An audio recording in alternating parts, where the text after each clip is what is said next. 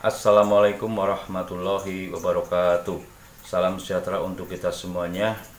Alhamdulillah pada kesempatan kali ini kita bisa bertatap muka dalam masa pengenalan lingkungan sekolah. Perkenalkan, nama saya Wawan Kuswanto SPD. Keseharian saya mengajar mata pelajaran IPA atau Ilmu Pengetahuan Alam. Anak-anakku kelas 7 yang saya cintai dan saya banggakan, saya ucapkan selamat belajar di SMP Negeri 1 Cilacap dan selamat kalian semuanya sudah diterima, dan selamat belajar di SMP Negeri 1 Cilacap. Tetap semangat, tetap berprestasi, dan tetap berkarakter. Pada kesempatan kali ini, Bapak selaku urusan kurikulum di SMP Negeri 1 Cilacap akan memberikan paparan mengenai seluk-beluk kurikulum 2013 atau kurikulum SMP Negeri 1 Cilacap. Berikut merupakan sekilas kurikulum SMP Negeri 1 Cilacap. Mohon maaf saya sampaikan dengan melalui video atau daring, dikarenakan keadaan saat ini masih pandemi COVID dan Cilacap masih berada dalam zona oranye. Hal ini bertujuan untuk keselamatan dan kesehatan lahir dan batin kita semuanya. Kurikulum ini dilaksanakan ketika pada masa normal atau tidak ada pandemi, sehingga pada saat ini pandemi COVID itu akan menyesuaikan. Baik, kita mulai. SMP Negeri 1 Cilacap adalah merupakan sekolah piloting kurikulum 2013. Berarti merupakan sekolah yang paling tua dalam implementasi kurikulum 2013. Visi SMP Negeri 1 Cilacap, terwujudnya sumber daya manusia yang berkarakter, unggul dalam prestasi, terampil, dan berwawasan lingkungan. Nah, ini anak-anak kelas 7, silakan ini dihafalkan dan diimplementasikan atau dilaksanakan ya. Berikutnya adalah SMP Negeri 1 Cilacap merupakan sekolah adiwiyata. Ini alhamdulillah sudah sampai ke provinsi dan sedang maju ke tingkat nasional. Mudah-mudahan berkat restu kalian semuanya juga, sekolah kita bisa menjadi sekolah adiwiyata nasional. Berikutnya, SMP Negeri 1 Cilacap merupakan sekolah piloting PPK atau penguatan pendidikan karakter. Ini adalah foto-foto yang Bapak ambil, yang juga merupakan salah satu atau beberapa yang merupakan kegiatan dalam rangka penguatan pendidikan karakter. Dan masih banyak lagi yang tidak termuat dalam video ini. SMP Negeri 1 Cilacap merupakan sekolah rujukan. Pada waktu itu mengapa dijadikan sekolah rujukan? Karena kita dalam perolehan nilai UNBK selalu tertinggi, kemudian kejuaraan-kejuaraan baik akademik dan non-akademik selalu kita peroleh. Ya, alhamdulillah ini kita selalu menjadi juara di kabupaten dan beberapa di provinsi, bahkan ada yang nasional. Kurikulum 2013 bertujuan untuk mempersiapkan manusia Indonesia agar memiliki kemampuan hidup sebagai pribadi dan warga negara yang beriman, produktif, kreatif, inovatif, dan efektif, serta mampu berkontribusi pada kehidupan bermasyarakat, berbangsa, bernegara, dan peradaban dunia. Ini adalah tujuan kurikulum 2013. Berikutnya, bagaimana sistem pembelajaran di kurikulum 2013? Sistem pembelajaran menggunakan metode atau pendekatan saintifik. Tentu saja ini dilakukan ketika tidak masa pandemi. Bagaimana pembelajaran dengan pendekatan saintifik? Kurikulum 2013 menggunakan pendekatan yang berpusat pada siswa. Nah, jadi kalian semuanya nanti dalam pembelajaran harus aktif ya, harus aktif dan jangan pasif. Mendorong dan mengutamakan aktivitas siswa untuk membangun pemahaman, pengetahuan, keterampilan, dan sikap spiritual dan sosial dalam diri siswa melalui mengamati, menanya, mengumpulkan informasi, mengasosiasi, mengkomunikasikan, bahkan sampai tingkat mencipta. Nah, jadi ada kegiatan yang dimaksud dengan 6M. Nah, 6M itu ini. Nanti dalam pembelajaran sehari-hari ya, tentu saja dalam masa mudah-mudahan COVID yang sudah berlalu gitu. Kita akan laksanakan ini. Berikutnya adalah struktur kurikulum SMP Negeri 1 Cilacap. Bagaimana struktur kurikulum di SMP Negeri 1 Cilacap? Kita lihat yang kelas 7, ya, sama ya dengan yang kelas 9. Pendidikan agama dan budi pekerti itu 3 jam pelajaran dalam 1 minggu. PPKN 3 jam, Bahasa Indonesia 6 jam, Matematika 5 jam, IPA 5 jam, IPS 4 jam, Bahasa Inggris 4 jam, dan seterusnya ya. Nah, bila kalian amati baik-baik, apa bedanya dengan di SD? Sebetulnya tidak ada bedanya, hanya di SMP dalam satu mata pelajaran ini ada satu guru. Nah, jadi kamu nanti akan setiap minggunya itu kamu diajar oleh guru yang berbeda-beda. Kalau di SD mungkin 3-4 guru saja, di SMP bisa sampai 12 guru plus 1 guru bimbingan konseling yang di sini tidak dimuat dalam struktur kurikulum. Nah, bisa dipahami ya anak-anak ya. Bapak lanjutkan. Berikutnya adalah kriteria ketuntasan minimal atau sering dikenal dengan istilah KKM. KKM merupakan kriteria pencapaian hasil belajar minimal siswa, baik pada aspek pengetahuan dan keterampilan. Jadi kalau misalkan secara sederhana kamu ulangan harian, kok nilai kamu masih di bawah KKM, berarti kamu wajib melaksanakan remedial. Diulangi lagi ya dengan materi yang sama tetapi dengan tingkat kesulitan soal yang mungkin berbeda tergantung pada guru masing-masing. Atau bisa juga dengan penugasan dan lain-lain. Berikutnya, KKM ditentukan oleh satuan pendidikan atau oleh sekolah berdasarkan pada standar kompetensi lulusan. Kemudian KKM ditentukan oleh 3 aspek. Yang pertama adalah dengan mempertimbangkan karakteristik siswa atau intek, kemudian kesulitan atau kompleksitas mata pelajaran, dan juga kondisi satuan pendidikan atau daya dukung, bisa sarpras atau sarana prasarana dan lain-lain. Jadi jangan heran kalau misalkan KKM IPA di kelas 7 75, kok di kelas 8 73 turun. Berarti di kelas 8 materi IPA lebih kompleks atau lebih sulit. Begitu ya. Nah, kita lanjutkan lagi. Berikutnya adalah KKM untuk kelas 7. Diperhatikan baik-baik supaya kamu nanti bisa belajar dengan giat dan lebih keras lagi di SMP Negeri 1 Cilacap.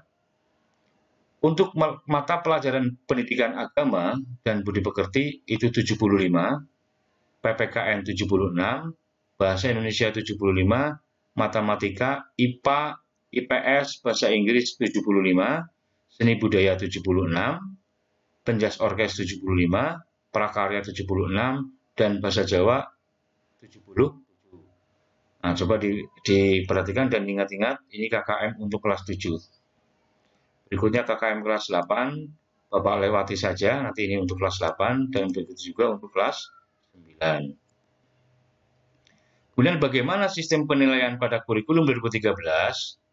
Itu ada 3 sistem penilaian. Yang pertama adalah penilaian pengetahuan. Ya, penilaian pengetahuan ini proses pengumpulan dan pengolahan informasi untuk mengukur proses dan hasil pencapaian kompetensi siswa yang berupa kombinasi penugasan, proses kognitif, bisa mengingat, memahami, menerapkan, menganalisis, dan lain-lain. Kemudian bagaimana teknik-teknik dari penilaian pengetahuan? Ada tes tertulis, bisa penilaian harian, bisa berupa esai atau uraian, bisa juga pilihan ganda. PTS atau penilaian tengah semester dan juga PAS, penilaian akhir semester. Ini masuk dalam kategori penilaian pengetahuan. Berikutnya tes lisan. Ini bisa juga diadakan tes lisan termasuk dalam penilaian pengetahuan.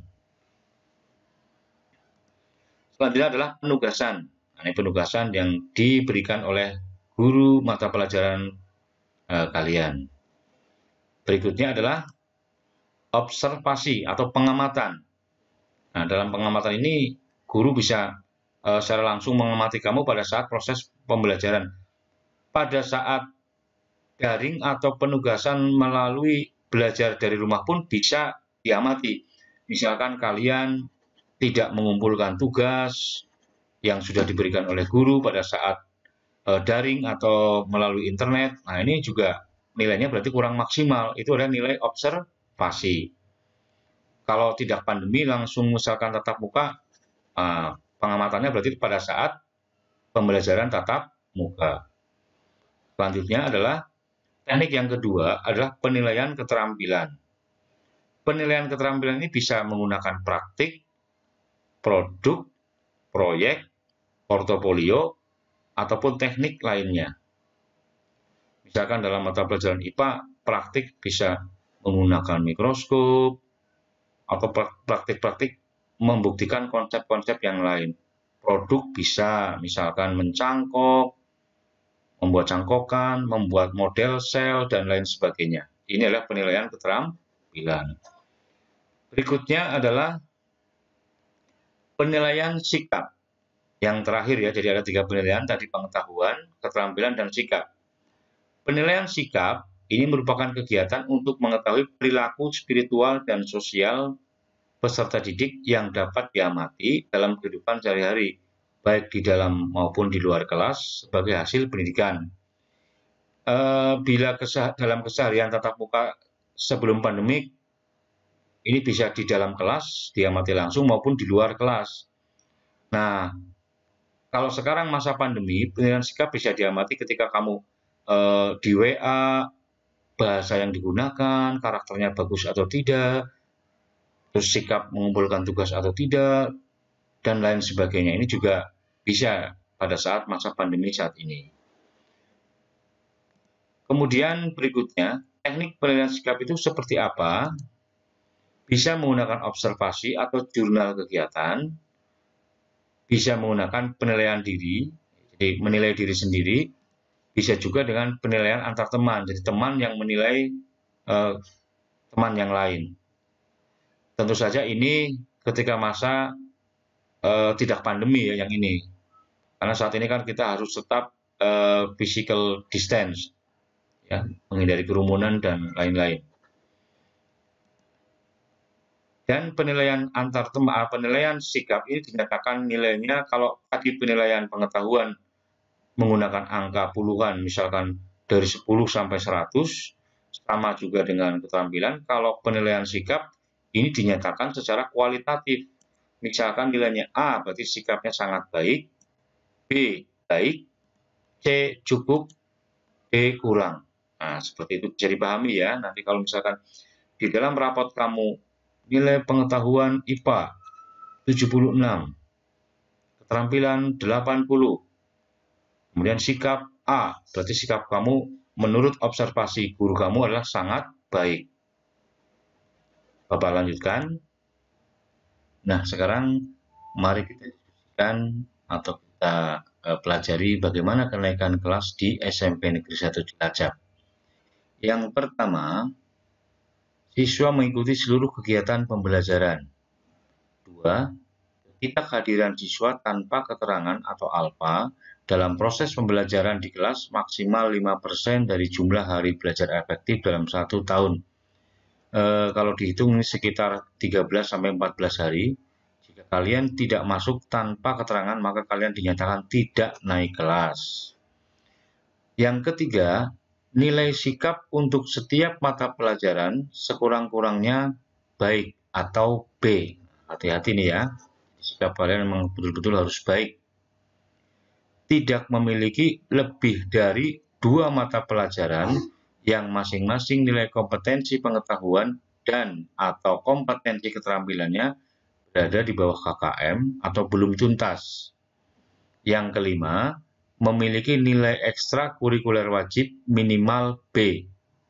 Dan yang terakhir, berdasarkan hasil rapat pleno Dewan Guru. Berikutnya, bagaimana pengolahan nilai rapot? Yang pertama, pengolahan nilai pengetahuan. Nilai raport diperoleh dari 2 kali hasil penilaian harian.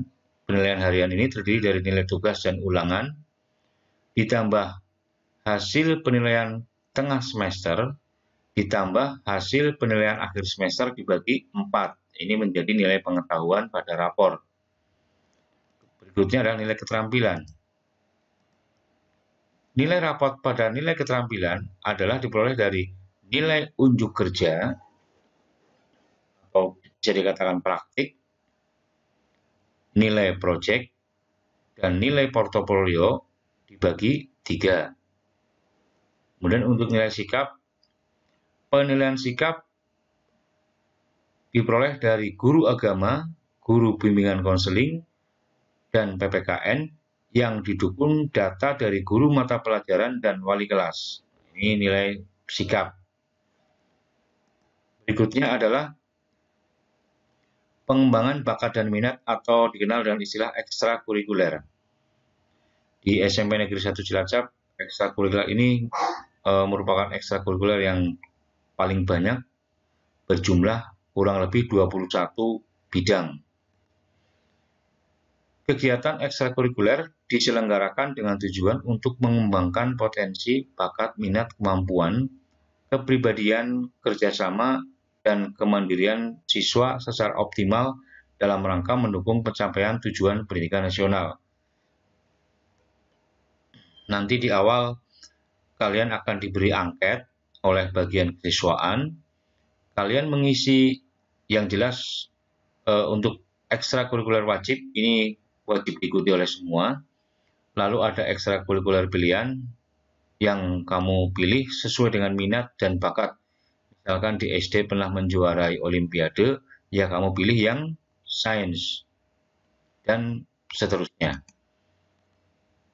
Kemudian bentuk kegiatannya, tadi sudah saya singgung di awal, ada ekstrakurikuler wajib, yaitu kepramukaan, kemudian pecinta alam, ini khusus untuk ekstra wajib untuk kelas leader kelas, dan ada ekstrakurikuler pilihan, dapat berbentuk olah bakat dan latihan olah minat. Di SMP Negeri 1 Cilacap antara lain saya tunjukkan sebagai berikut. Ekstrakurikuler pilihan. Yang pertama berbentuk kriga, misalkan kepramukaan, latihan kepemimpinan atau baris berbaris, kemudian palang merah remaja atau PMR dan lainnya. Kemudian ada karya ilmiah, misalnya kegiatan ilmiah remaja atau KIR. Kemudian ada pengembangan sains, IPS, dan lain sebagainya. Kemudian latihan olah bakat, latihan olah minat. Misalkan pengembangan bakat olahraga, ada basket, sepak bola, bela diri, dan lain sebagainya.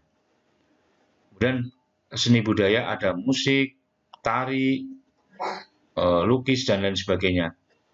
Ada jurnalistik. Berikutnya adalah yang bersifat keagamaan, ada baca tulis Al-Quran, tilawah, dan lain sebagainya, yang nanti akan dibagikan list atau daftarnya oleh bagian kesiswaan. Ini adalah contoh beberapa kegiatan ekstrakurikuler yang bisa kamu ikuti di SMP Negeri 1 Cilacap. Ini adalah baca tulis Quran, kemudian ada tari, kemudian ada juga yang seni rupa, drum band, dan kegiatan yang lainnya. Ini masih tari, kemudian kepramukaan, ini olimpiade sains, ini PMR. Berikutnya, ini adalah bela diri, yang ini adalah English Club. Jadi kamu bisa ikut ekskul English Club. Ini cipta sastra atau cipta puisi, dan yang ini adalah sepak bola. Nah, ini bisa kalian ikuti kalau kalian ingin seperti Bambang Pamungkas atau seperti Cristiano Ronaldo, ya. Ini adalah bidang musik, ini adalah paduan suara, ini Ini adalah pada waktu lomba tingkat nasional kita berhasil menjuarai dulu di Magelang ini. Yang ini adalah ekskul jurnalistik yang sedang dipandu oleh seorang jurnalis senior ya. Dan ini adalah sains berbentuk sains atau KIR. Bisa kamu ikuti juga. Demikian anak-anakku yang saya cintai dan saya banggakan, sekilas mengenai kurikulum dan bagaimana belajar di SMP. Mudah-mudahan kalian bisa menyesuaikan, tetap jaga kesehatan, tetap mematuhi protokol kesehatan, menggunakan masker, cuci tangan minimal 20 detik menggunakan sabun, sering berolahraga supaya tetap bugar, sehat, dan imun kita meningkat. Tetap bersabar dan berdoa. Terima kasih, sampai berjumpa lagi. Wassalamualaikum warahmatullahi wabarakatuh.